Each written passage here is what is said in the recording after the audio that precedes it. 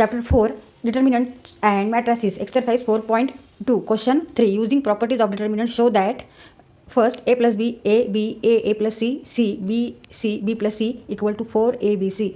Now there are 9 elements in this determinant, 3 rows and 3 columns.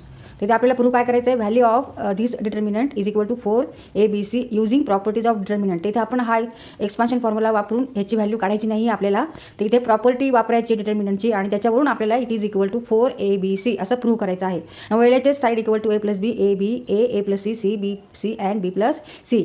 आता इथे आपण operations प्रॉपर्टीचा यूज करून कॉलम ऑपरेशन्स करून इथे प्रूव्ह करायचं आपल्याला की LHS equal to RHS, that is LHS prove करायचे. तर इथे आपण पहिल्यांदा काय ऑपरेशन्स करायचे, तर इथे आपल्याला कॉलम C1 हा चेंज करायचा आहे. C1 change to C1 plus C2 plus C3. तर इथे फर्स्ट कॉलमचे जे एलिमेंट आहेत ते चेंज करायचे, त्याच्यामध्ये आपल्याला सेकंड आणि थर्डचे ॲडिशन करून फर्स्ट कॉलममध्ये ते लिहायचे आहेत. मग by C1 change to C1 plus C2 plus C3 we get equal to no a plus B plus A plus B, A plus B.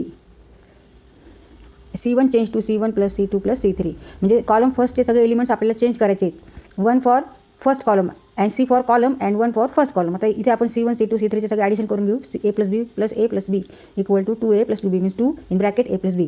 आता इथे आपण चेंज केलेला आहे एलिमेंट, काय लिहिलं आहे आपण, 2 in bracket a plus B आणि remaining right element as it is a and b. आता सेकंड कॉलमचा जो एलिमेंट आहे, सेकंड रोचा फर्स्ट कॉलममधला सेकंड रोचा एलिमेंट ए आहे तो चेंज करायचा आहे.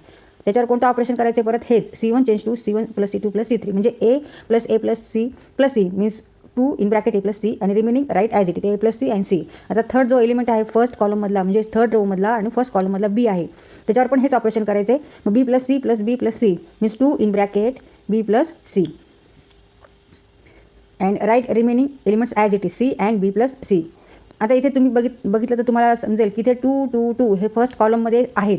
मग आपण हे कॉमन घेऊ शकतो, तर ते डिटर्मिनंटच्या बाहेर आपण लिहून घेऊ. By taking 2 common from C1 we gate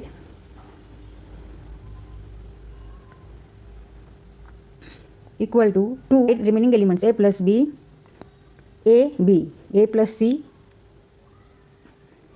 a plus C, b plus C. आता परत इथे आपल्याला 4abc आहे RHS साईडला, तिथे 2 आपण कॉमन घेतले, मग रिमेनिंग आर 2abc. आता आपल्याला 2 abc पाहिजेत, तर इथे a b आणि c हे सुद्धा आपल्या डिटर्मिनंटच्या बाहेर घ्यायचे आहेत. तर ते आता आपण कसं घेणार, तर परत इथे आपल्याला ऑपरेशन्स करायचे, प्रॉपर्टी वापरायची. By C1 change to C1 minus in bracket C2 plus C3 we get. मग आता हे ऑपरेशन करायचे, म्हणजे कॉलम नंबर 1 ह्याचे आपल्याला एलिमेंट चेंज करायचे आहेत, त्याच्यावर ऑपरेशन करायचं, त्याच्यावर क्रिया करायची. ती कशी करायची, तर ह्या C1 कॉलमचे जे एलिमेंट आहेत त्याच्यामधून मायनस करायचे. काय करायचं आहे, तर C2 प्लस C3 म्हणजे सेकंड कॉलम आणि थर्ड कॉलम ह्या दोन्ही एलिमेंटची ॲडिशन करून ती फर्स्ट कॉलममधल्या एलिमेंटमधून आपल्याला मायनस करायची. मग फर्स्ट कॉलममधला एलिमेंट काय आहे, फर्स्ट कॉलममधला a plus B minus in bracket a plus B means equal to 0. a plus B minus a minus B, a minus a 0, b minus b 0. मग आता फर्स्ट एलिमेंट आपल्याला काय मिळाला, 0. हे ऑपरेशन केल्यानंतर आपल्याला फर्स्ट एलिमेंट फर्स्ट कॉलममधला आणि first रोमधला मिळाला 0. नाव write remaining as it is a b. आता परत कशावर ऑपरेशन करायचं आहे, फर्स्ट कॉलमवरच्या एलिमेंटवरच आपल्याला हे सगळे आहेत. सेकंड रोमधला एलिमेंट आहे a प्लस C, फर्स्ट कॉलममधला सेकंड रोमधला एलिमेंट आहे a प्लस C. परत ह्याच्यावर काय ऑपरेशन करायचं आहे, C1 minus in bracket C2 plus C3. मग a plus C minus in bracket a plus C plus C. मग a plus C minus a minus C minus C. ब्रॅकेटच्या बाहेर आपण जेव्हा घेतो तेव्हा मायनस जर असेल तर इथे आपण मायनस करतो, प्लस तर मायनस करतो. मग आन्सर इज निगेटिव्ह C. मग remaining elements write as it is a plus C and C. आता आपल्याला थर्ड एलिमेंट घ्यायचा आहे, फर्स्ट कॉलममधला थर्ड रोमधला एलिमेंट आहे b प्लस C. परत कोणतं ऑपरेशन आहे, C1 minus in bracket C2 minus plus C3. मग b plus C minus in bracket C plus b plus C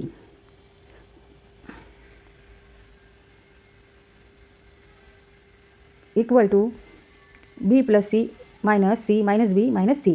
मग तिथे काय काय कट होते ते बघायचं, b कट होणार, b minus b 0 and C plus C 0. Remaining is negative C and right remaining elements as it is C and b plus C. आता इथे फर्स्ट कॉलममध्ये C आहे, त्याच्यामुळे आपण इथे C हा एलिमेंट बाहेर घेऊ शकतो, कॉमन घेऊ शकतो. जसा 2 कॉमन घेतला तसं C आपण कॉमन घेणार आहोत, पण ते नेक्स्ट स्टेप आहे ती. तर आता आपल्याला सेकंड कॉलमचा विचार करायचा. सेकंड कॉलममध्ये एलिमेंट्स आहेत a प्लस C आणि C. इथे आपण C कॉमन घेतोय, म्हणजे मग आपल्याला सेकंड कॉलममधले जे C आहे ते आपल्याला एलिमिनेट करायचे आहेत, ते आपल्याला नको आहेत. मग आता आपण कोणतं ऑपरेशन करू शकतो ह्याचा विचार करायचा. तर सेकंड कॉलमवर आपल्याला ऑपरेशन्स करायचं आहे, C नको आहेत. मग आता इथे आपण काय करू शकतो, सी इकडे -C आहे, -C आहे फर्स्ट कॉलममध्ये, मग ॲडिशन करू शकतो सेकंड आणि फर्स्टची, म्हणजे C2 change to C2 plus C1 आणि right answer in second column. मग C2चा आहे A प्लस 0 A, काय येणार आहे A plus 0 A.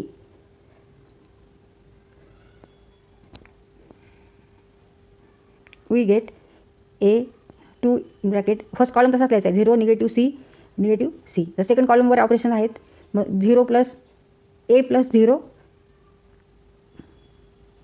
A, A plus C minus C equal to A, negative C and plus C means 0.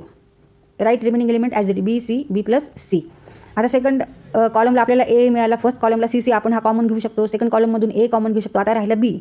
मग आता B आपल्याला थर्ड कॉलमला पाहिजे, तर इथे C आपल्याला नको आहे. मग आता C नको आहे तर काय करणार, परत आपण कोणतं ऑपरेशन करू शकतो, तर फर्स्ट कॉलममध्ये C आहे, तर इथे C नको आहे. मग त्यामुळे आपण इथे C3 प्लस C1 करणार आहे. C3 change to C3 plus C1 हे आपल्याला ऑपरेशन इथे करावं लागेल. म्हणजे B plus 0 B, C plus negative C 0 असं येणार आहे, आणि B plus C minus C B.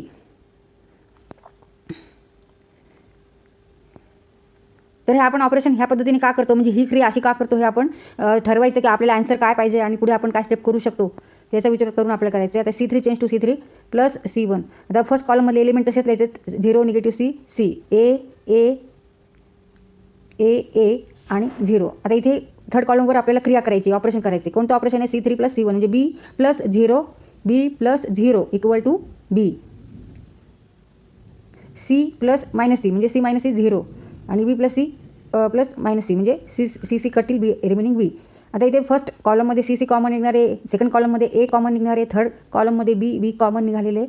आता हे सगळं आपण डिटर्मिनंटच्या बाहेर घेऊ. 2ABC by taking C, A, B common from C1, C2 and C3 respectively. तर फर्स्ट कॉलममधून आपण C1 कॉमन घेतला, A हा आपण सेकंड कॉलममधून घेतला, B एलिमेंट आपण हा थर्ड कॉलममधून घेतला रिस्पेक्टिवली. मग आता हे सगळं आपण डिटर्मिनंटच्या बाहेर लिहू. 2CAB लिहिण्याच्या ऐवजी आपण इथे ABC लिहू, कारण इथे मल्टिप्लिकेशन आहे. आता डिटर्मिनंटमध्ये काय लिहिणार आपण, 0ला 0 लिहिलं, आणि सेकंड कॉलममध्ये A आपण कॉमन घेतले म्हणून 1 लिहिलं, B पण कॉमन आहे म्हणून 1 घेतला. आता निगेटिव्ह 1 येईल कारण C कॉमन घेतलेले, नंतर 1 0, निगेटिव्ह 1 0 0 अँड 1. आता इथे हा जो डिटर्मिनंट तयार झालेला आहे, हा थर्ड ऑर्डरचा डिटर्मिनंट आहे, हा आपल्याला इथे एक्सपान्शन फॉर्म्युला वापरायचा आहे आणि तो सॉल्व करायचा. मग 2ABC now use here expansion formula. Expansion formula वापरताना आपण काय करतो की फर्स्ट रो आणि फर्स्ट कॉलममधले जे एलिमेंट आहे ते एक घेऊन मल्टिप्लिकेशन करतो, remaining elements which are not in that row and in that column. मग आता 0ने मल्टिप्लाय करायचं आहे. हा जो छोटा डिटर्मिनंट तयार झालेला आहे 1 1 0 0, 1 इंटू 1 1, 0 इंटू 0 0, 1 मायनस 0. आता आपण -1 घेणार, तर हा एक्सपान्शन फॉर्म्युला आहे. नंतर आपण मायनस करत असतो आणि नंतरच्या ह्याला प्लस करत असतो, -1. आता take remaining elements which are not first row and second column. मग कोणतं आहे, निगेटिव्ह 1 1, म्हणजे मल्टिप्लिकेशन निगेटिव्ह 1 इंटू 0 0. आता +1 करायचं आहे, +1ने आपल्याला परत मल्टिप्लाय करायचे. इथे हा जो डिटर्मिनंट तयार होतो आहे, elements which are not in first row and third column, तर हा सेकंड ऑर्डरचा डिटर्मिनंट आहे. ते आपण क्रॉस मल्टिप्लिकेशन घेऊन मायनस करत असतो. तर आता आपण हे सॉल्व करून घेऊ पूर्ण. आता 0ने कशाला मल्टिप्लाय केलं तरी 0च आन्सर येणार आहे, त्याच्यामुळे तिथे आपण ते लिहायचंच नाही आहे. आता निगेटिव्ह 1ने आपण निगेटिव्ह 1ला मल्टिप्लाय करतो आहे, कारण 0 नाही घ्यायचा आता इथे पण. तर 1 0 + 1 1. आता परत हा ब्रॅकेट सॉल्व करून घेऊ. हा कंस आपण सोडू, 1 into 1, negative 1 into negative 1 means positive 1. दोन ऋण संख्यांचा गुणाकार हा धन संख्या असतो.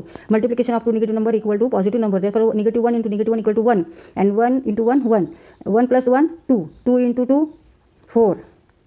ABC and it is equal to RHS side. Therefore LHS equal to RHS. तर ह्या पद्धतीने आपण हा क्वेश्चन सॉल्व केलेला आहे. तर हे क्वेश्चन तुम्हाला प्रॅक्टिसनेच येणार असतात, तर तुम्ही ह्याची प्रॅक्टिस खूप करा. मग आपल्याला पुढील स्टेप काय आहे, पुढलं कोणती क्रिया करायची, कोणतं ऑपरेशन करायचं आहे, कॉलमवर करायचं आहे का रोवर करायचं आहे, आपल्याला कंसाच्या बाहेर काय घ्यायचं आहे हे लक्षात येतं मग बरोबर. तुम्ही ह्याला प्रॅक्टिस पाहिजे, तुम्ही जास्त सराव करा, प्रॅक्टिस करा.